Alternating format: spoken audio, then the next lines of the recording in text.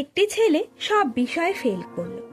সে শিক্ষকের কাছে গিয়ে বলল, আমি ব্যর্থ, আমার দ্বারা কিচ্ছু হবে না। শিক্ষক মহাশয় হেসে তাকে একটি প্রায় শুকনো গাছের ডালে নিয়ে গিয়ে বসালেন আর বললেন, এই গাছে যতক্ষণ অবধি একটা পাতা থাকবে ততক্ষণ অবধি তুমি আশা ছাড়বে না আর চেষ্টা করে যাবে।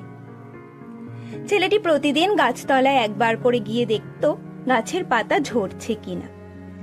দিন গেল, মাস গেল, সমস্ত পাতা ঝরে গেলেও একটি পাতা গাছে রয়ে গেল। সে শিক্ষকের কাছে গেল আবার। শিক্ষক মুচকি হেসে বলল, ওটা আসলে কাগজের পাতা, আমি সুতো দিয়ে আটকে রেখেছিলাম।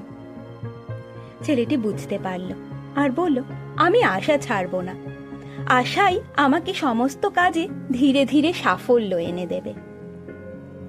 আশা ছেড়ো না, চেষ্টা চালিয়ে যাও, সাফল্য এক